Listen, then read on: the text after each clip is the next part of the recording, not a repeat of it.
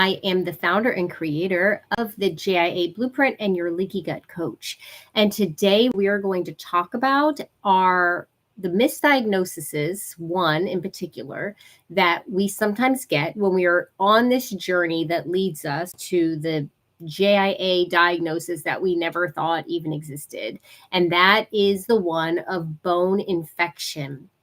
And when we hear this, it just puts us on that roller coaster that gets us here where you're now watching this video, and probably this information is like, oh, I wish I knew this on the front end, but why would you know this on the front end?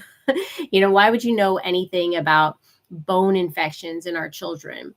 When we start to see them limping and, having trouble moving around, the first thing we do is, we go to the pediatrician and a lot of times, unfortunately, we get dismissed. We are told that could be something called growing pains, which that's a video for another time. And then eventually their first concern usually is going to be maybe an infection in the bone. And that's because, first of all, the symptoms that we're seeing with our eyes, they can mimic juvenile arthritis, the limping around, infection in the bone, limping around. If there was an infection in the bone, that would be the symptom. But another symptom that we would expect if there was an infection in the bone, and this is just good for you to know, there would definitely be a fever, right? Anytime there's an infection, there's a fever, when we get sick. So we would typically see, something like that going on. And so if your child has that would be even more reason for the doctor to be concerned in that area. And what we want to remember too is that an infection in the body, something acute like that, that is something that requires immediate attention. If there truly were an infection in the bone, it would require ongoing antibiotics, like IV drips of antibiotics. It would be a really big deal. The one thing, though, to think about, though, is how would they have gotten an infection in the bone, right? There would have to have been some sort of a puncture in that area, some sort of an infection already in the blood. Have you seen any other, have there been ongoing fevers and mystery symptoms that led to an infection lodging itself somewhere in one of your child's bones? If not, then we know really now we know why it's heading in this direction and really where it's going. But they do tend to, both things, if the bone infection were in fact I don't want to say legitimate, but if it was of a very high concern, that it's similar. If you were to run if you were to get blood work done, both would show inflammatory markers, right? So the curious part is why would they go to bone infection first? Because it really would require some sort of not impossible, by the way, it would require some sort of an underlying infection in the body, really being in the bloodstream, almost being in a sepsis type state. That would really be the concern with there being a bone infection, because it doesn't just get into the bone. It would have to be in the bloodstream. I mean, your child would have to be sickly. Where on the other hand, when it's a JIA diagnosis, or when we're seeing with our eyes and the child does turn out to be, juvenile arthritis. And it really does depend on what body part. I'm saying limping around because we're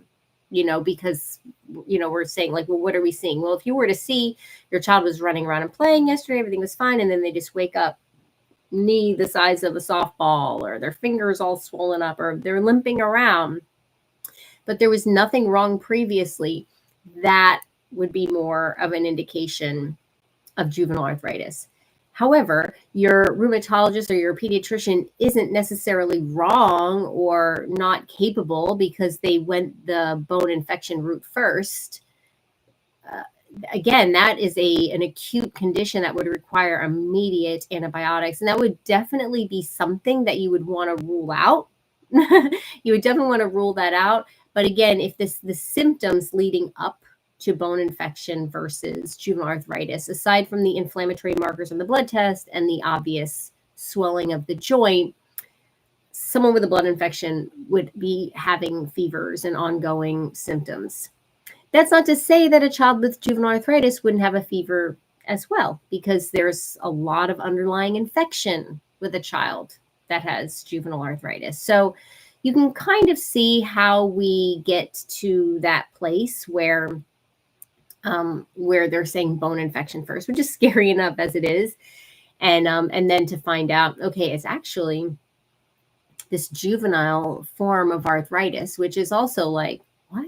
Now what do we do? Okay, well, now we're not doing the antibiotic route. Now we're doing this immune suppressing route. And it's this whole other thing. Now it's not something that you can fix in a period of time. That is an infection, and we're going to fix it with a period of time of antibiotics. This is like an ongoing thing. And especially if you've only gone the medical route so far before seeing this video, you're not really given a whole lot of hope that this is reversible.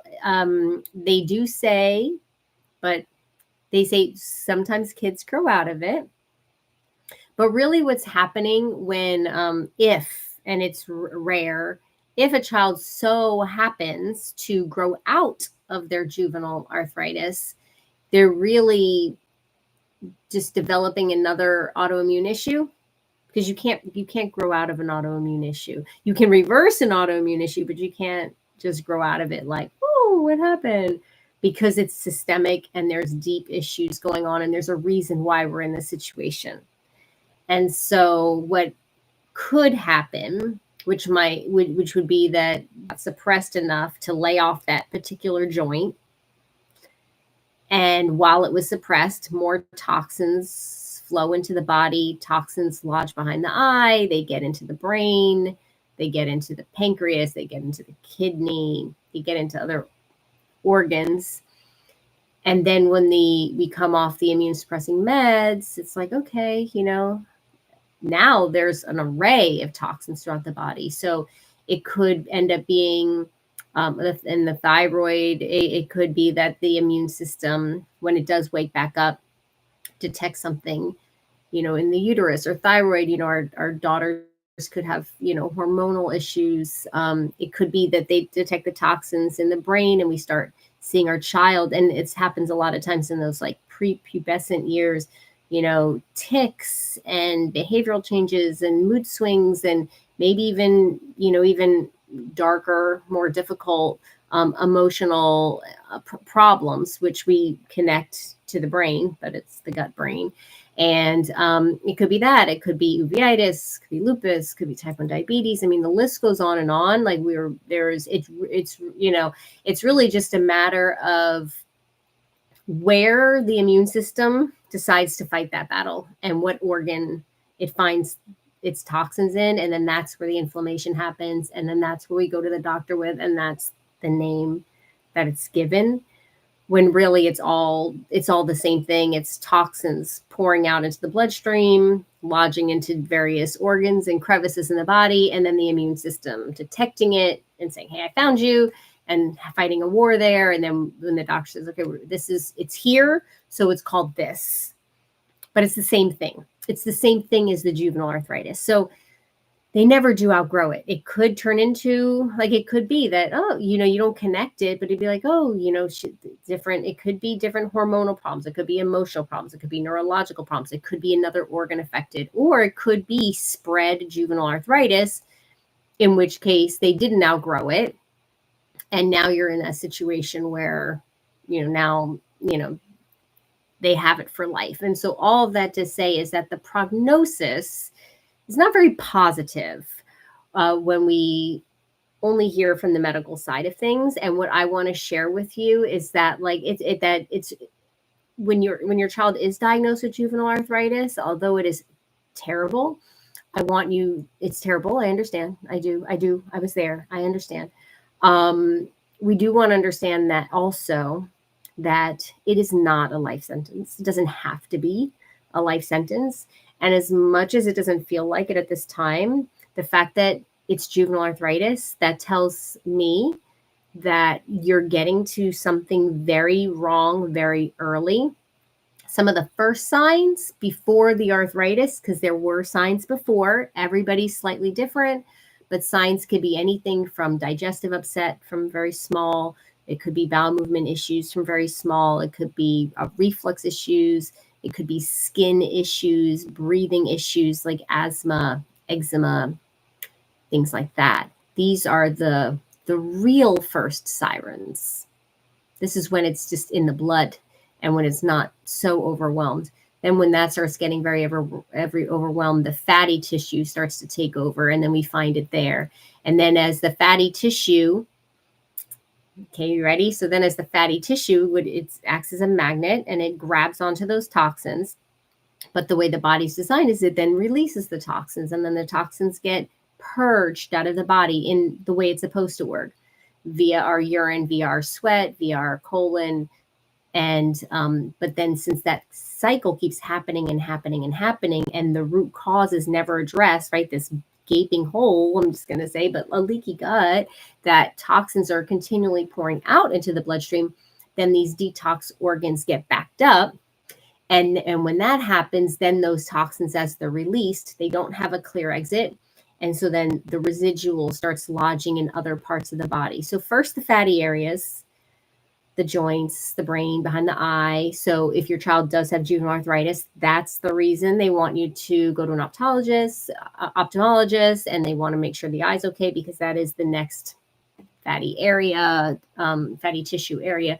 But when there's that residual just floating around in the bloodstream, because the detox pathways are now too backed up to deal with the toxic overload, that's when it starts to shift to other organs in the body. And our children can end up with severe hormonal issues. They can end up with emotional issues and other autoimmune issues. So I got a little off the topic there, because we are talking about the difference between the bone infection and the juvenile arthritis.